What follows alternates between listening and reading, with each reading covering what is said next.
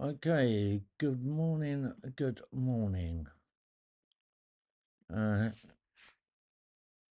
are we? 17th of December. Okay, Parliament PM questions live. Also, I'm going to put a link in the chat to the recent stream that I did regarding the digital ID debate, which was actually taken down off of YouTube, well, hidden from people, so nobody could see it. It's had over 100,000 views. I will put a link in the chat. Also, I will put a link in the description of this stream. Okay, so highly worth watching. Would highly recommend. But thank you very much, everyone, for joining. And we'll go over to the PM question time when they start, which will be any minute now. Thank you very much for joining, and we'll catch up with you all shortly. Here we go now. We're going to go over.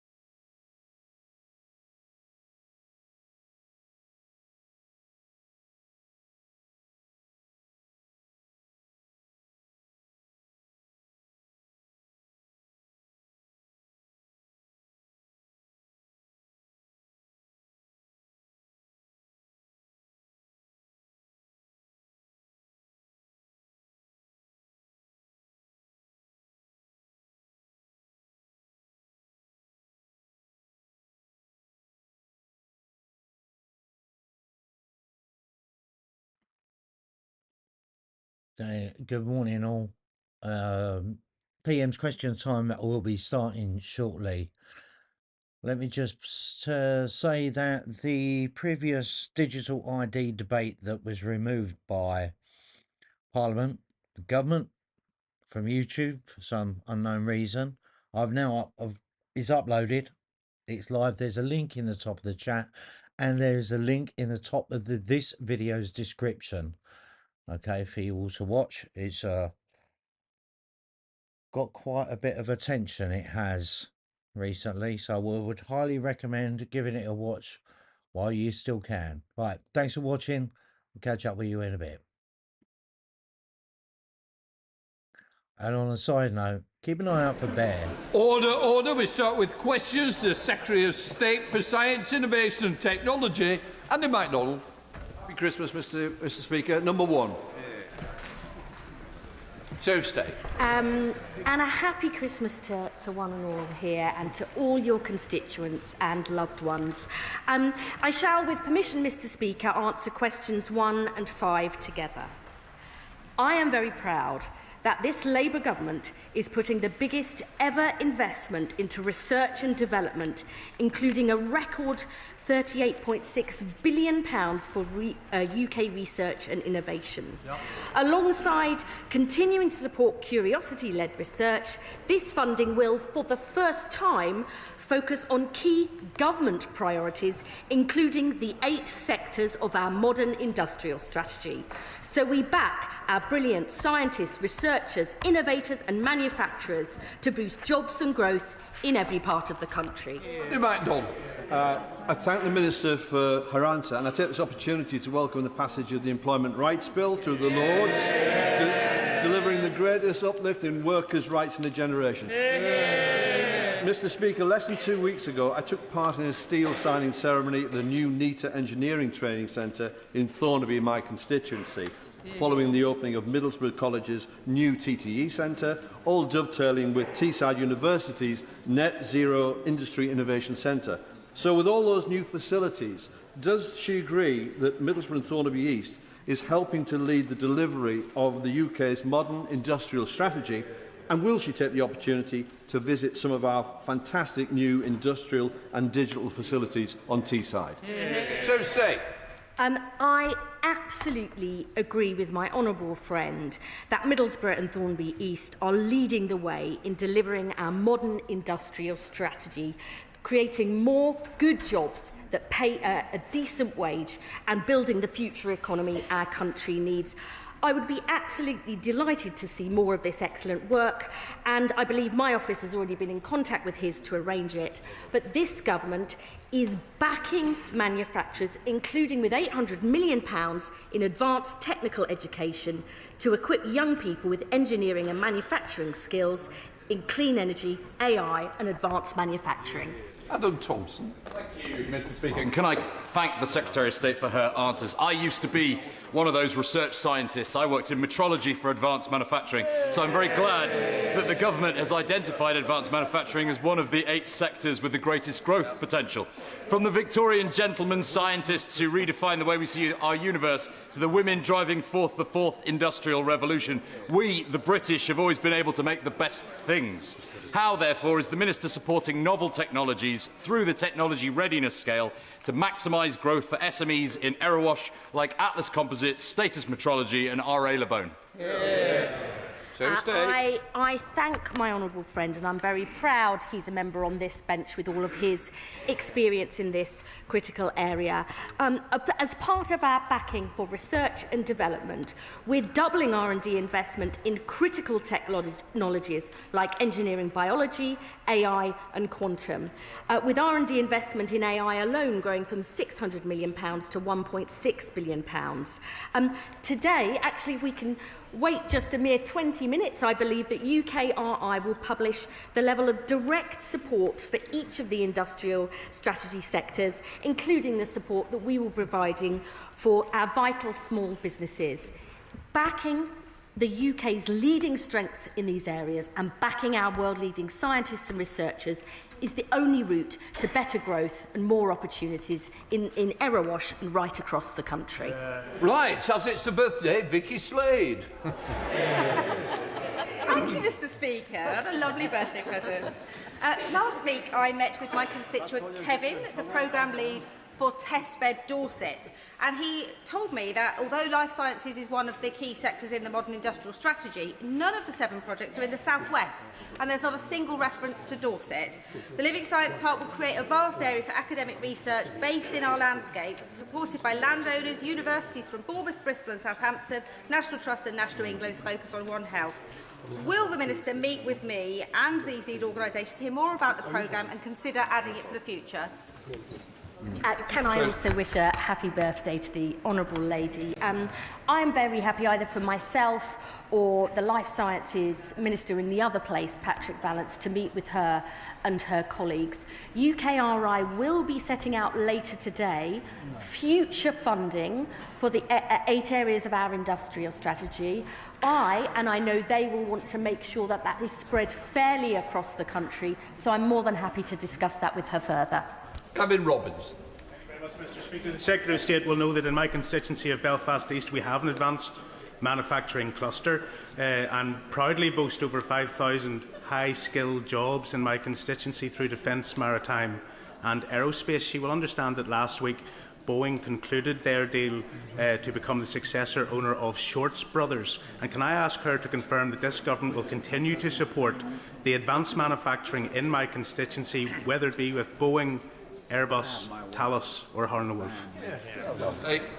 Yes, I absolutely reaffirm that commitment.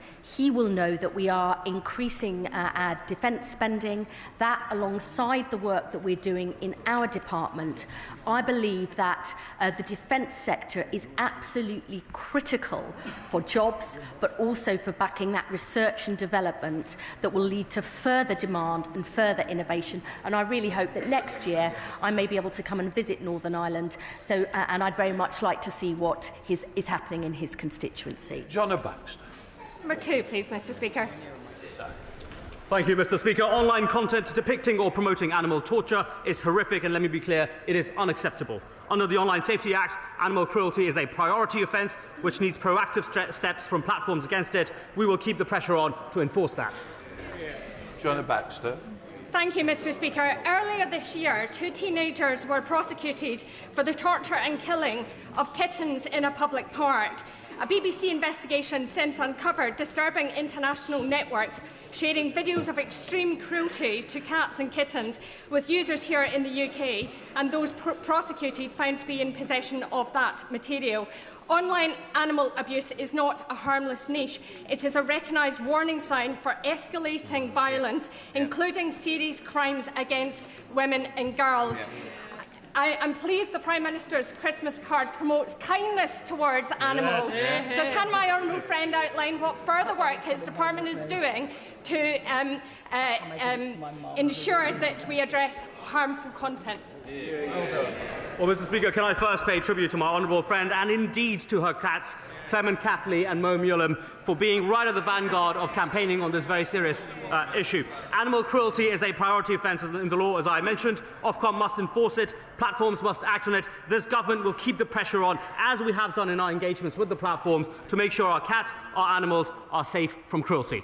Thank you, Mr. Speaker. May I ask the Minister how the government can do more to ensure proactive detection of this vile material, such as using AI tools and human moderators with specialist training in animal cruelty, so that such content is swiftly identified and removed, and robust measures are put in place to prevent it from reappearing online? Minister. Well, can I thank the honourable member for a very apt question on this theme. As I mentioned, animal cruelty is a priority offence under the law. Platforms must take proactive steps, including to assess risk before it obtains and to remove content where it clearly falls foul of the law. The government will keep making sure that enforcement of that through the regulator and via platforms continues at pace. Question 3, Mr. Speaker. Minister. Thank you, Mr. Speaker. Online harassment has no place in our society. Under the Online Safety Act, platforms must take steps to remove illegal content. These duties apply to abuse, to harassment, to threats and hate crimes, to disinformation and misinformation that amounts to illegal content. What's more, this government has already written to Ofcom to accelerate the final phase of implementation of the Online Safety Act. We will continue to make sure that we're empowering users against harassment. Sarah Smith. Thank you, Mr. Speaker. The family of my constituent, Jay Slater, who tragically lost his life last summer, have been subject to the most horrendous harassment and misinformation online whilst grieving their son.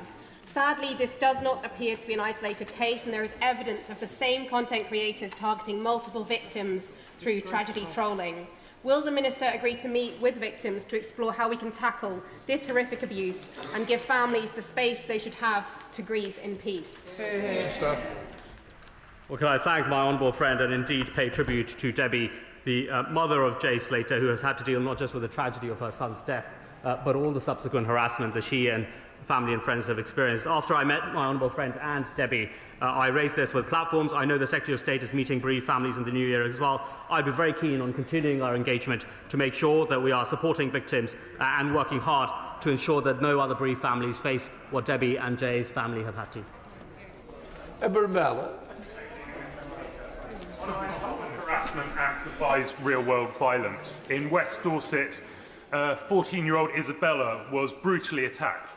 But the lasting trauma came from the assault being deliberately filmed, circulated online and in group chats in schools across the local area, designed deliberately to humiliate her and led to her being further harassed online and in person. So what steps will the Minister take to ensure that online safety measures properly address the sharing of real-world violent content that re-traumatises victims and leads to further harassment? Yeah. Thank you, Mr. Speaker, and can I thank the honourable member for raising a very important point. Look, the Online Safety Act already focuses on areas of illegal content, and in particular to keep young people safe under the child safety duties. If there are particular instances that the honourable member wishes to write to me on, I'd be very happy to raise them, notwithstanding the fact that Ofcom continues to be the regulator. We're keeping the pressure on both Ofcom and platforms to act robustly. The Liberal Democrat spokesperson Victoria Collins. Thank you, Mr. Speaker. And can I join colleagues in wishing yourself and everyone a Merry Christmas, and my colleague Vicky, the member for Dorset, a happy birthday as well. Alongside online harassment, online fraud is also on the rise. Now, nobody wants a broken heart for Christmas, but online romance fraud is not only ruining lives, but also emptying bank accounts. And Liberal Democrat analysis has showed that romance fraud has more than tripled in the last decade, but the government's fraud strategy has been delayed, and Labour's proposals in opposition, which looked at ensuring that there was joint financial responsibility to victims for social media giants, has now vanished. So will the Minister agree with me that those online social media giants must do more to tackle these scams, and agree with Liberal Democrat calls that they should be financially responsible for those fraud that take place on their platforms? Thanks. Minister. Thank you, Mr. Speaker, and can I thank the honourable member for raising that point. Of course, in the spirit of Christmas, Mr. Speaker, whilst love might be in the air in this festive moment, we want to make sure it's financially responsible. And so in that spirit, I will continue to engage with both the regulator and platforms to ensure the existing provisions of the Online Safety Act are robustly enforced when it comes to online fraud and scams, which so many of us experience both directly and indirectly through our constituents. Number 4, Mr. Speaker. Minister. Thank you, Mr. Speaker. Can I start by congratulating the honourable gentleman on his fantastic event in Parliament last week on this subject? I'm delighted that Queen's University Belfast is benefiting from £5 million in funding for this programme, part of a £13 million wider package from this government to make UK supply chains more resilient. The government is investing a record £86 billion over this spending review period, the largest ever investment in research and development. And ministers regularly discuss a range of issues with Cabinet colleagues to ensure that these programmes align with wider government priorities on economic resilience and innovation.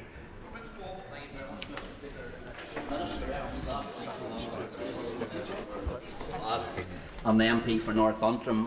We hosted Antrim and Newton Abbey councils for their first Westminster Economic Investment Showcase. Can I ask the Minister, how does the government expect that UKRI funded supply chain research will actually align then with City Deal investments such as the Advanced Manufacturing Innovation Centre, AMEC, in my constituency of South Antrim?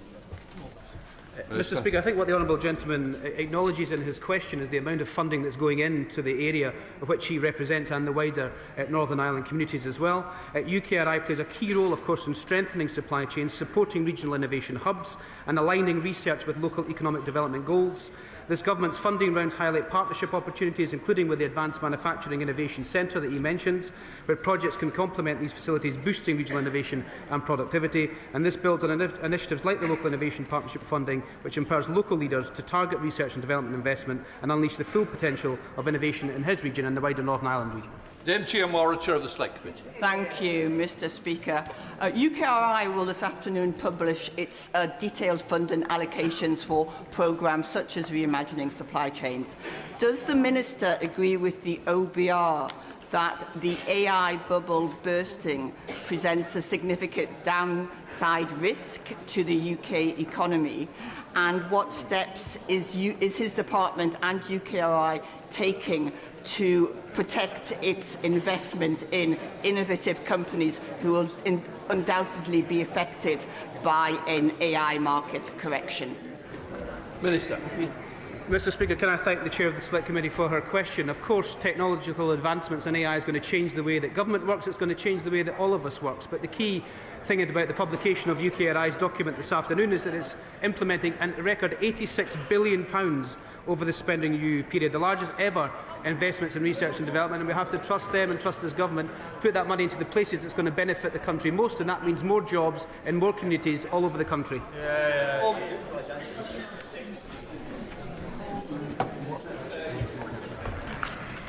This government is determined to ensure young people can seize the opportunities AI brings.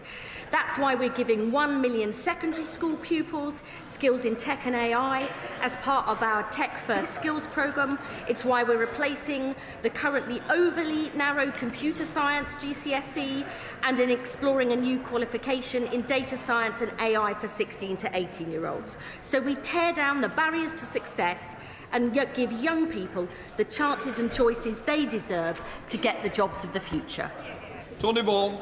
I thank the Minister for her answer. Research commissioned by DCIT estimates that by 2035, approximately 10 million UK workers will be in jobs where AI will be part of their responsibilities. PwC estimates that 18% of existing UK jobs face a high probability of automation by 2035. So what steps is the government taking to ensure that young people in my constituency are well prepared for AI being integrated into their daily working lives so we can minimise those chances of unemployment in the future? I think the honourable gentleman has hit on one of the biggest challenges and opportunities we face as a country, which is how AI is going to transform how we live, earn and learn. So we must prepare not only our young people, but the entire workforce for the changes AI inevitably brings. That's why, alongside the changes I've already outlined for young people, we will upskill 7.5 million workers in AI skills over the course of the next 5 years. So people in every part of our country and all walks of life can shape their own future, not just be shaped by it. Thank you, Mr Speaker. Science and technology skills are vital if we are to fully realise the economic and social opportunities available to us. And I'm sure the Secretary of State would agree that science centres are a vital part of that ecosystem in engaging and enthusing young people in STEM learning. Does the Secretary of State agree that the Government's funding of science centres has to date, as described by the sector, been piecemeal, and will the Secretary of State take action in support of the science centres for our future campaign and get science centres into sustainable and predictable funding arrangements? I don't agree that this government's approach to supporting STEM has been piecemeal.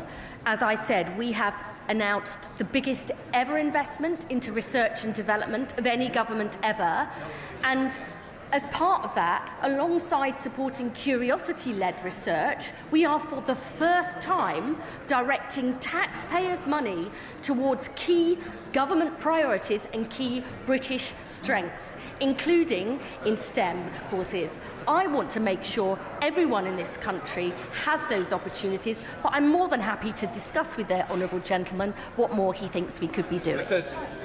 Number 7, please, Mr Speaker. Mr Speaker, DCIT and Cabinet Office Ministers are working... with permission, Mr Speaker, I'll answer this with question number 12. DCIT and Cabinet Office Ministers are working closely to deliver the new digital ID scheme. The scheme will be inclusive, secure and effective. It will give the public more control over their data than they have now, and it will make public services easier to access. A major inclusion programme backed by £11.7 million will support those at risk of digital exclusion, ensuring the system is accessible and secure for all as we modernise our public services. Griffith. Thank you, Mr Speaker. and a very happy Christmas to you. More than 5,300 of my constituents have signed a petition opposing digital ID, alongside nearly 3 million people nationally. In my own local survey, 2/3 opposed it outright. Digital ID did not appear anywhere in Labour's manifesto. The party opposite has no mandate for it and no consent from the public. So when will the Minister explain to the House on what democratic basis the government believes it is entitled to enact its nationwide digital ID? Mr. Speaker, modernising government was at the heart of our manifesto, and the government is proposing this national digital ID scheme to modernise our public services, improve security and streamline right-to-work checks. And I would say, since we introduced the digital veterans card, it's been downloaded 11,000 times. There's 260,000 people already downloaded the gov.uk app, and 13.2 million people have started to use one login as part of the gov.uk service. In the new year, a public consultation will be launched alongside wider engagement that has already begun with expert organisations and wider stakeholders. A major digital inclusion programme that I've already read out will also be rolled out alongside that.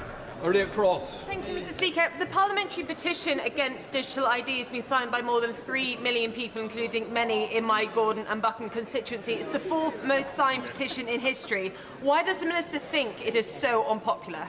Well, Mr. Speaker, it's up to the Petitions Committee to schedule those debates, and I'm sure they will schedule that debate in Westminster Hall in due course. But I can only reiterate the government is proposing this national ID scheme to modernise public services, improve security, streamline right-to-work checks and give the public control over their data. I'm not quite so sure why the Honourable Lady objects to the government modernising. We have an analogue government with a digital population, and we live in a new world where the economy is modernising and digitising all the time, and government has to catch up.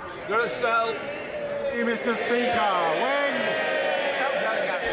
I didn't realise you'd changed your name to Gareth Snell.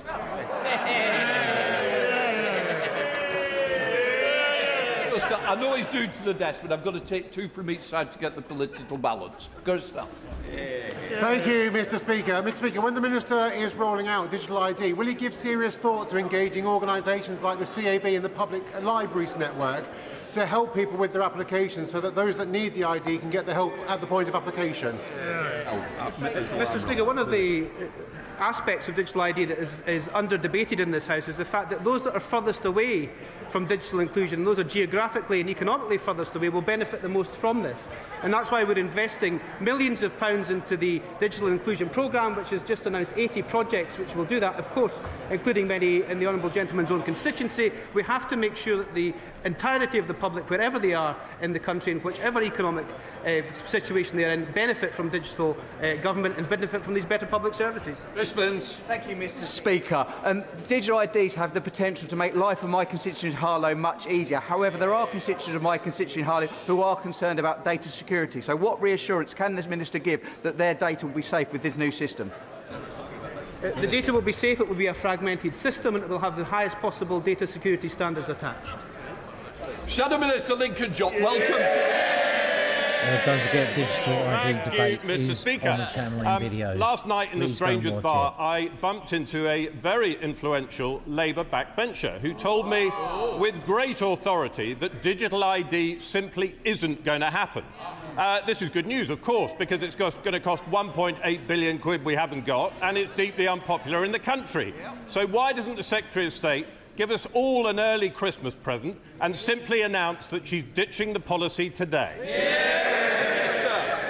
Mr. Speaker, I can merely give the Christmas advice to the honourable gentleman not to drink in strangers' bar and listen to people that are in there. We come to topical Zoe Franklin. One, Mr. Speaker. Secretary of State. If I may briefly, Mr. Speaker, this government is committed to giving women and girls from all walks of life the chances they need to get the jobs and opportunities of the future. Last week I met British women tech founders in San Francisco, and this week we held the first meeting of our new Women in Tech Task Force to give opportunities to women, to grow our economy and build a better future for Britain. Zoe Franklin. Molly Rose Foundation's latest report makes clear bereaved families are deeply concerned that Ofcom has relied on voluntary measures such as geo-blocking Molly Rose Foundation's latest report makes it clear that bereaved families are deeply concerned that Ofcom has relied on voluntary measures such as geo-blocking to deal with pro-suicide forums. Can the Secretary of State explain what steps her government is taking to ensure Ofcom moves beyond voluntary compliance and uses its full Online Safety Act powers to require removal or blocking of suicide-promoting content? I thank the Honourable Lady for her question. I think this is a serious issue. We need to make swifter and stronger progress on this. I regularly meet with Ofcom and their Chief Executive. Indeed, I met with them yesterday. And I want to make sure we don't have the delays and we have the stronger action. And this is a point I will be bringing up in future. Mr. Speaker, the space sector is critical enabler in enabling our security, our ability to counter Russia and defend Europe. Can the Secretary of State explain how she is working with the new National Armaments Director and the MOD to develop a more cohesive approach to the space industry that delivers national security and economic growth? Thank you for the question, Mr. Speaker. Space is fundamental to many civil and defence requirements. It's vital that we collaborate closely across government and with our allies. At the European Space Agency Council of Ministers just last month, we committed £1.7 billion of funding focused on just that, growth and national security. Julie Lopez, Shadow Secretary of State. Thank you, Mr. Speaker. Ministers are making very big claims about the pharmaceuticals deal with America to make up for the billions lost in life sciences investment under Labour. But life sciences firms are telling me, unless the government reveals what's actually in this deal, those claims are completely hollow. So can the Secretary of State reveal, because she couldn't tell us 2 weeks ago, how much is this deal costing the NHS, and when will she publish the full legal text so that we know the details of what the most favoured nation mitigations actually are? Secretary of State. I may have to offer the Honourable Lady a mince pie because she's talking baubles. This pharmaceutical deal will deliver faster access to new medicines for NHS patients, and it will deliver the security and stability that our world-leading pharmaceutical sector needs, including 0% tariffs on their exports to America for 3 years. We are also updating the NICE guidelines for the first time in 20 years, a significant deal that the ABPI has welcomed. It's a pity the Honourable Lady continues to act like Scrooge. Julia Lopez. If we're making Christmas jokes, I think this deal is all tinsel and no tree, Mr. Speaker. The problem is Labour trumpets about these deals and then is completely sketchy about what's actually been agreed. Just like the US-UK tech deal, we've now found out from President Trump that he's put that deal on ice. So despite all of that golden carriage action in September, despite the Prime Minister honking on about his negotiating skills, can the Secretary of State confirm the Prime Minister has actually nailed down none of the key details on pharma, no zero tariff pact on steel, and no deal on tech? We have signed a groundbreaking US-UK tech partnership deal that has delivered over £30 billion of investment into the UK, alongside our biggest ever investment into research and development, 4 AI growth zones, delivering 13,000 jobs in North Wales, South Wales, the South East and the North East. Our plan to upskill 7.5 million workers in AI skills and backing great British scientists. That's a record I am proud of. It's a pity she remains the ghost of Christmas past. Right, let us come to Prime Minister's questions. Melanie Ward. Question number 1, please, Mr. Speaker. Prime Minister. Mr. Speaker, the anti-Semitic terror attack on Bondi Beach was sickening. It has had a profound impact around the world, including on Jewish communities here in the United Kingdom. These incidents are not isolated. We think of the appalling attack at Heaton Park earlier this year, and these incidents are chillingly focused on some of the holiest days in the Jewish calendar. Mr. Speaker, I've been in touch over the last few days with the Community Security Trust, the Home Office and the Chief Rabbi about security for Hanukkah events here in the United Kingdom. Last night we held a Hanukkah reception in Downing Street, where I reaffirmed our fight against the poison of anti-Semitism. We will use all of our powers to make sure Jewish communities are safe and secure, as they should be. Mr. Speaker, may I also take this opportunity to wish you, all the staff in Parliament, every member and their families across the House a very happy Christmas, and a little festive advice to those in reform. If mysterious men from the East appear bearing gifts,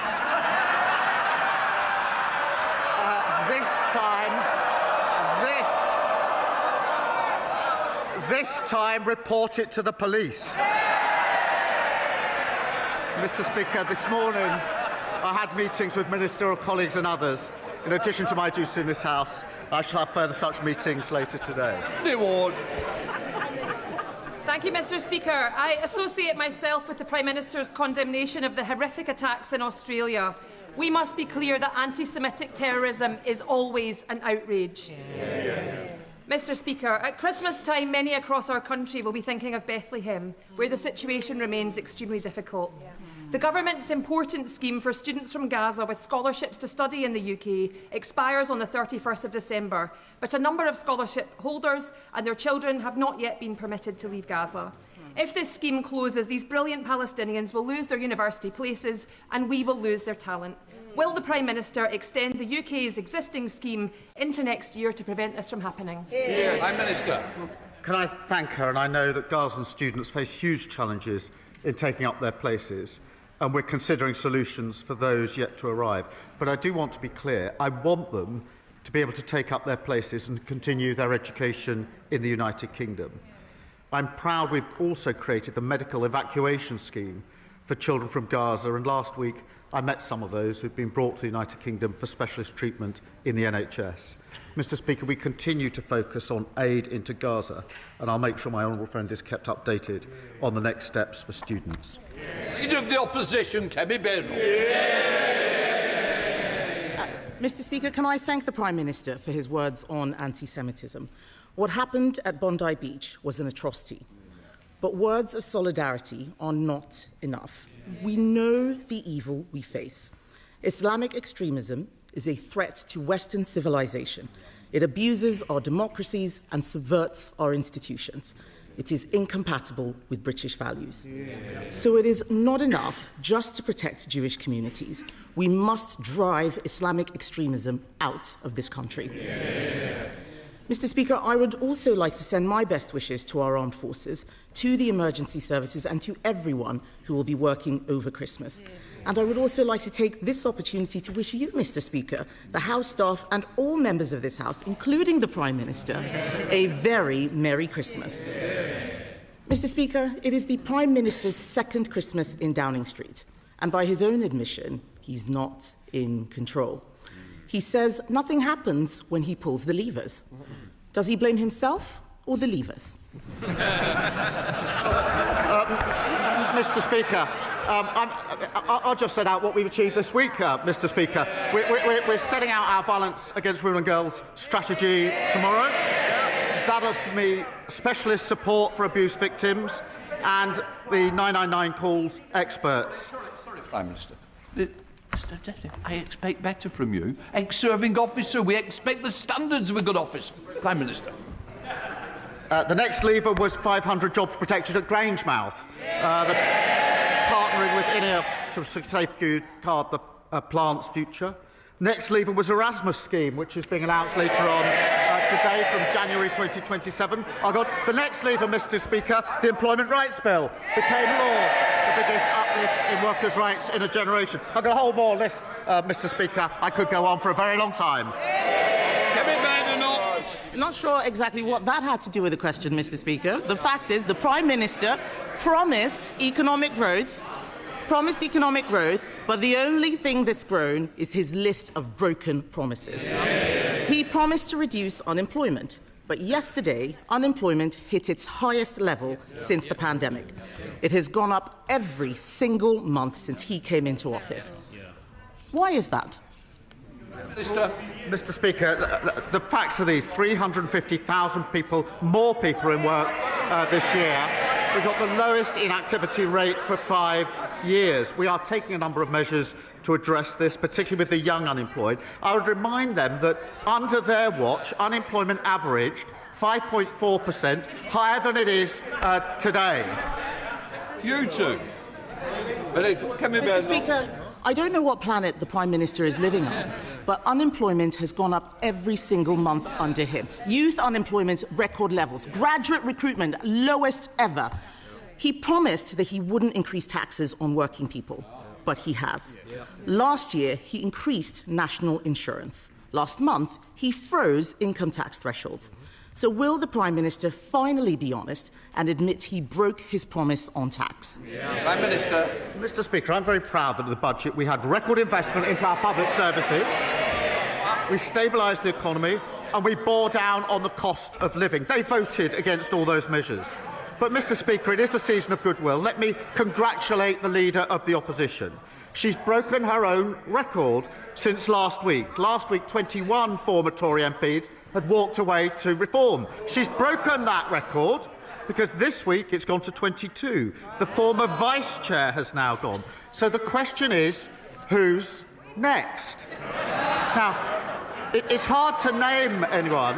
Mr. Speaker, it's hard to name anyone because according to the Shadow Transport Secretary, the Shadow Cabinet is full of, he says, non-entities. That's you lot.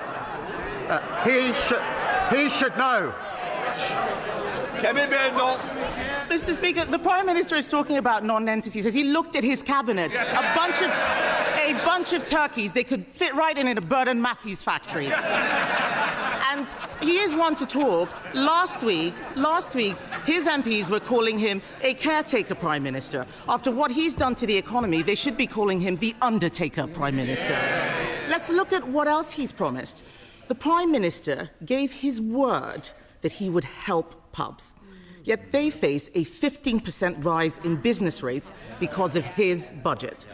Will the Prime Minister be honest and admit his taxes are forcing pubs to close? Prime Minister, she knows very well that the temporary relief that was put in place during COVID has come to an end. That was the scheme they put in place. We supported it, but it was always a temporary scheme coming to an end. We've now put in place a £4 billion transitional relief. We've also taken other measures, creating hospitality zones, greater licensing freedoms and tackling late payments. We're also bearing down on the cost of living, Mr. Speaker, so more people enjoy a drink or a meal out, freezing rail fares, freezing prescription charges, £150 off energy bills, driving wages up. What did they do in relation to each of those, Mr. Speaker? They voted against each and every one of those measures. Mr. Speaker, what pubs has he been speaking to? They've been barred from all of them. And let's look at another broken promise. I don't know why they're shaking their heads. It's not my fault they've got nowhere to drown their sorrows. Let's look at another broken promise. He promised to end the doctors' strike. He gave the doctors a 28.9% pay rise. What did he get in return? This morning, they've gone back on strike for the third time. In the middle of winter, in the middle of the worst flu crisis in years. Mr. Speaker, this shouldn't be allowed. We already banned strikes by the police and the army. Why doesn't he put patients first, show some backbone, and ban doctors' strikes? Mr. Speaker, let me be clear about the strikes. They're dangerous and utterly irresponsible. And my message to resident doctors is don't abandon patients, work with us to improve conditions and rebuild the NHS. But, Mr. Speaker, they left the NHS absolutely on its knees, waiting lists through the roof and confidence absolutely rock bottom. And, Mr. Speaker, I take no lecture for them on industrial harmony. More days were lost to strike action on their watch than any year since the 1980s. Mr. Speaker, of course he's not going to ban doctor strikes. He doesn't have the baubles. The trade unions didn't just buy him. They can shake their heads all they like, We all know who's running their party, and it's not him. The trade unions didn't just buy him for Christmas, they bought him for life. And this matters for all those people out there facing a difficult new year. The Prime Minister has lost control. It's not the levers that don't work, it's him. He's breaking every promise he has made. He promised to bring down unemployment. It's up. He promised he wouldn't increase taxes. They're up. He promised to end the doctor strike. They're on strike again. Mr. Speaker, he said his main mission was economic growth, but the economy is shrinking. With a year like that, is it any surprise that all his MPs want for Christmas is a new leader? Mr. Speaker, we got the Muppets Christmas Carol here. The defections are happening so fast that at Christmas the Leader of the Opposition is going to be left home alone. And the member for Runcorn is clearly dreaming of a white Christmas. But, Mr. Speaker, we know what the Leader of the Opposition wants for Christmas. Her list to Santa is this. Dear Santa, please freeze the minimum wage. Please push hundreds of thousands of kids back into poverty and scrap maternity leave. Merry Christmas from the Tories. Mr. Speaker, what we're bringing is cheaper mortgages, new rights for workers and lifting 500,000 people out of poverty. We've achieved more in 14 months than they achieved in 14 miserable years. Jessica Ward. Thank you very much, Mr. Speaker. Ukraine is facing a fourth Christmas of war and loss. A Ukrainian family I met last week spoke movingly of the help and support that they had received from our community in Newport, but also of the real pain of separation from loved ones still in Ukraine serving near the front line. Will the Prime Minister join me in paying tribute to the bravery of these families and those that support them? And can he also take this opportunity for them in giving the House an update on what more we can do from this government to support our Ukrainian friends? Prime Minister. Well, can I heartily agree with her? British families have shown incredible kindness and hospitality. We have been working by way of update with our allies on frozen Russian assets to support Ukrainians in their hour of need. Today, Mr. Speaker, I can announce that we're issuing a licence to transfer £2.5 billion from the sale of Chelsea Football Club. That's been frozen, those funds, since 2022. My message to Abramovich is this: the clock is ticking. Honour the commitment that you made and pay up now. And if you don't, we're prepared to go to court so every penny reaches those whose lives have been torn apart by Putin's illegal war. Sir Ed Davey, Leader of the Liberal Democrats. Thank you, Mr. Speaker. Can I wish you, everyone in the whole House and the whole country, a merry and peaceful Christmas? And can I join the Prime Minister in expressing our horror at the appalling anti-Semitic terror attacks on Bondi Beach on the first day of Hanukkah? Our thoughts and prayers are with the families and friends of all those who've been killed and injured in this senseless act of violence, and our thoughts with the whole Jewish community. Mr. Speaker, I'm sure we've all heard British Jews explain how they no longer feel safe in this country. Many of us have friends who volunteer to put on stab vests and stand guard outside their synagogue, and at Heaton Park in October we saw why. Anti-Semitism is real, it is poisonous. We must all work together to stamp it out.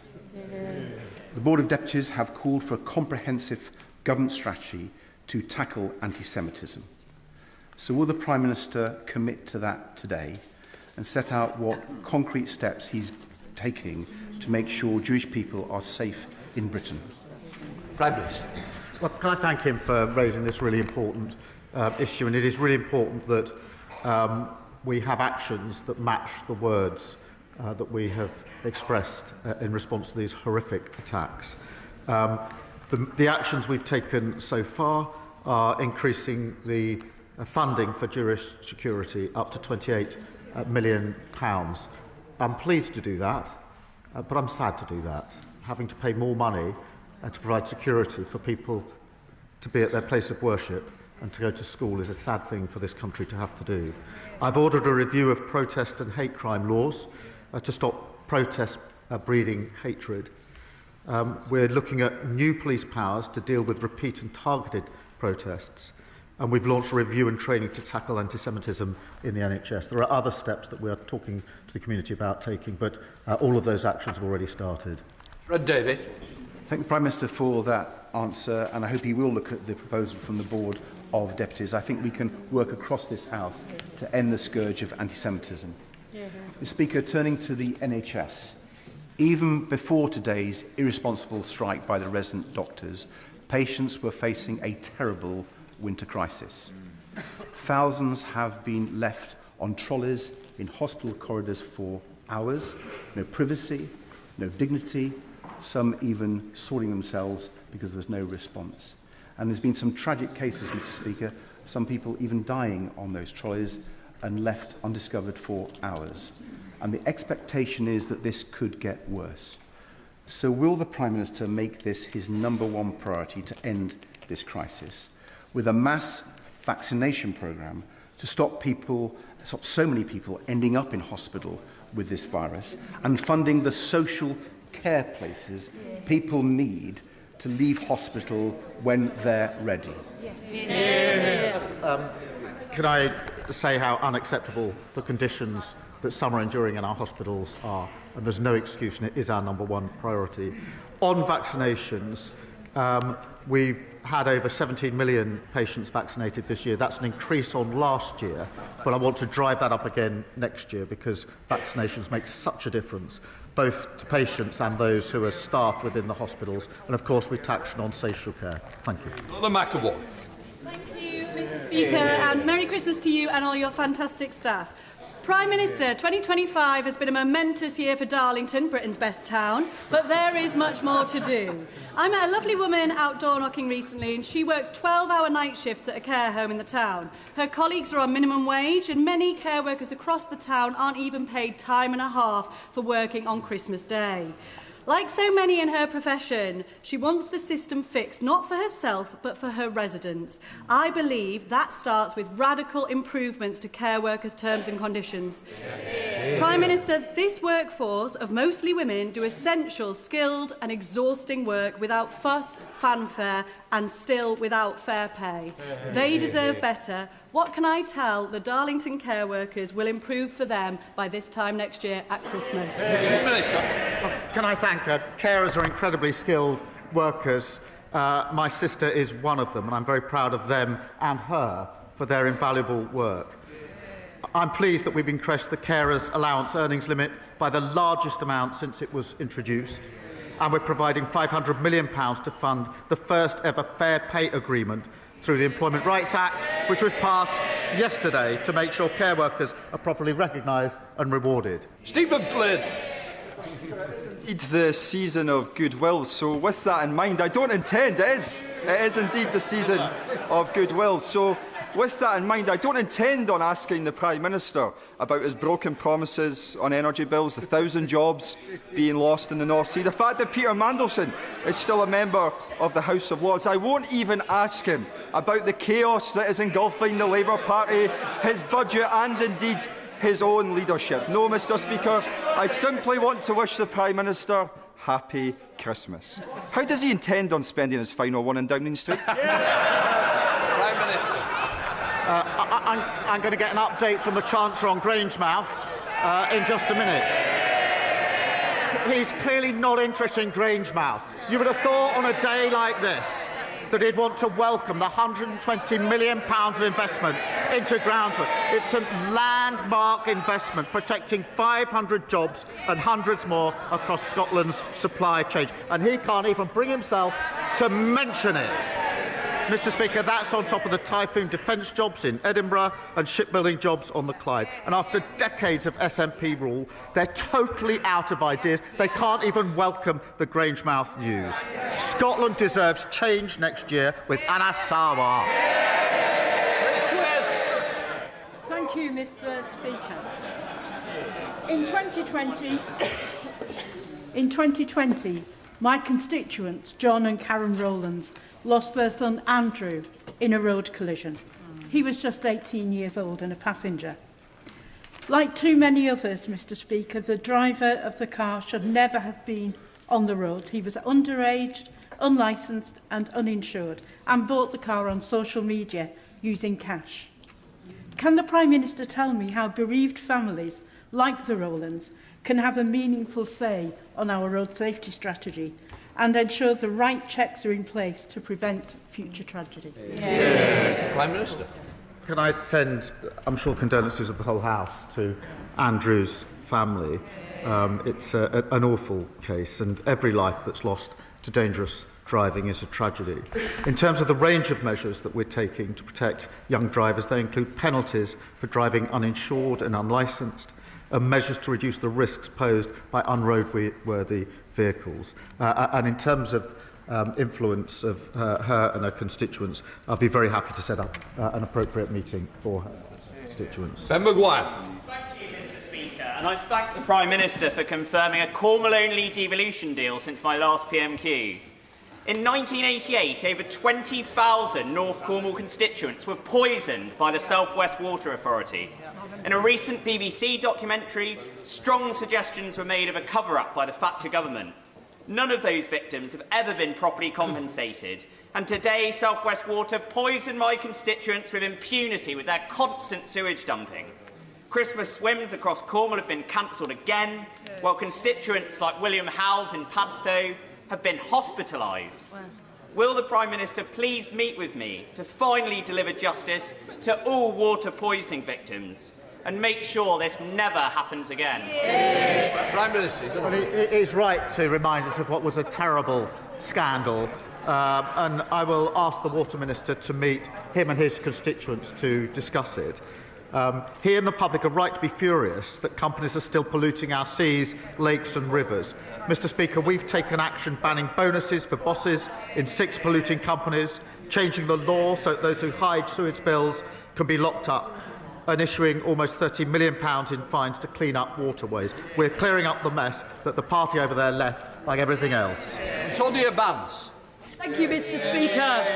The West Midlands car industry is world famous, and this government backs our automotive sector. We got a US trade deal, and when criminals shut down production at Jaguar Land Rover, we back the supply chain. Brilliant companies like JH Lavender in my constituency. What a contrast with the member for Clacton, not here as usual, who said, "I predict Jaguar will now go bust," and they deserve to. Would the Prime Minister agree with me that the workers of the West Midlands and the entire country need a Labour government and can't afford the economic vandalism of Reform UK? Well, apparently the leader of Reform's in the lounge. I know he likes an early getaway at Christmas to get to his place in France. But, Mr Speaker, he lobbied for economic sanctions against his own country when he was in the United States, with no thought for British workers and zero patriotism. The difference is our US deal secured the best deal for the car industry, providing certainty for the workforce at JLR. And there's more good news, Mr Speaker, for the car industry this week, because Nissan is now building its new electric Leaf in Sunderland. That's the difference a Labour government makes. Sir Julian Smith. Compliment the Prime Minister on the work he's done on Ukraine and wish him well over Christmas on that topic. Mr Speaker, pubs are at the centre of rural communities in areas such as North Yorkshire. They are under more pressure than ever before. Could I urge the Prime Minister and the Government to look again at the rates issue and to look at how to relax the transitional relief for those pubs, many of which are otherwise going to close? Prime Minister. Mr Speaker, it is an important sector. At the heart of this challenge is the end of the temporary relief that was put in place during COVID, and that's why we put in place the transitional measures. And investing £500,000 into a hospitality support scheme to help rural pubs diversify. On issues like the cost of living, we've taken a number of measures to make it easier for people to go out and enjoy themselves in pubs, and we'll always look at what measures we can put in place to support pubs. Ed Robertson. Thank you, Mr Speaker. People across Lichfield, Burntwood and the villages will be looking forward to a very happy new year, not least because of this government's commitment to the Midland Rail Hub project, which will revolutionise rail travel across the West Midlands and further afield. We are all really eager to see a better service between Lichfield and Birmingham as soon as possible, though. So will the Prime Minister join my campaign for a more regular service on the Cross-City line? And can he confirm that rail commuters will benefit from frozen fares because of this Labour government? Minister. Well, Mr Speaker, the hub means more regular services for up to 15 stations across the region. That's vital after the Lichfield to Birmingham service was slashed under the previous government. The construction will create around 13,000 jobs, and we're delivering them as quickly as possible with Network Rail awarding design contracts this week. Mr Speaker, we're also freezing rail fares. That's the first time that that's happened in 30 years, saving his constituents about £90 a year on the commute to Birmingham.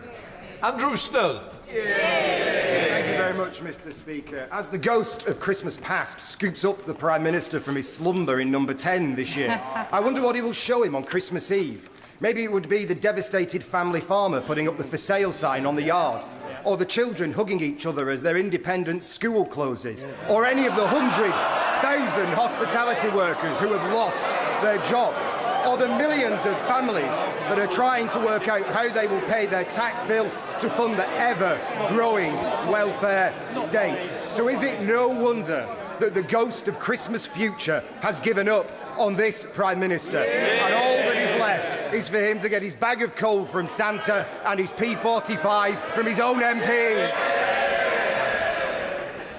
Happy Christmas.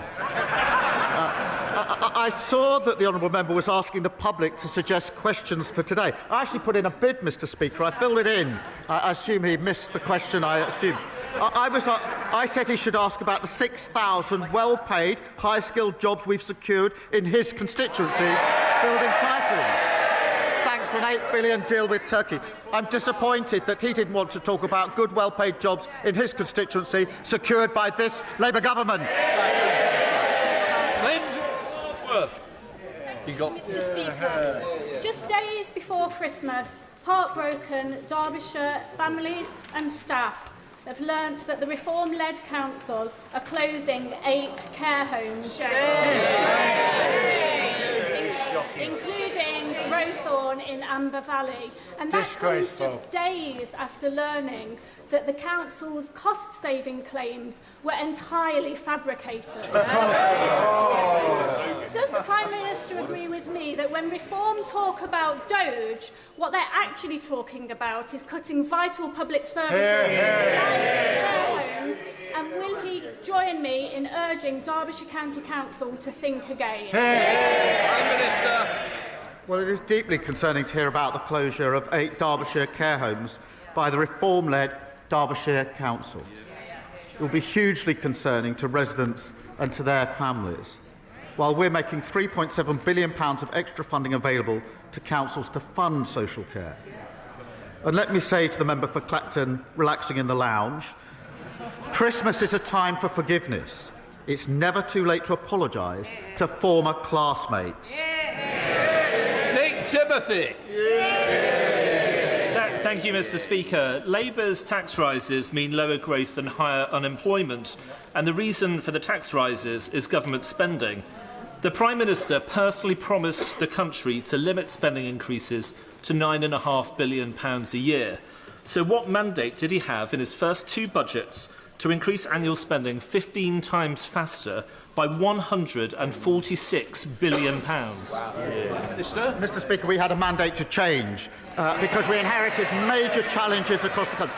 If only he had done something to solve these problems when he was working in Downing Street. He left a complete mess. Neil Duncan-Jones.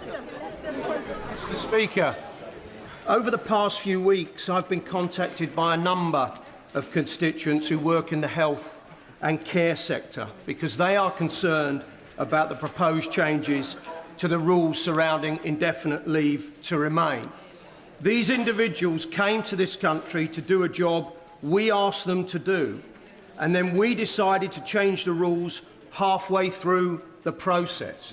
Does the Prime Minister agree that if we are to be a proud, rules-based nation, going back on our word to people who are contributing to our society and building lives here is not only just unfair, it's also profoundly un-British.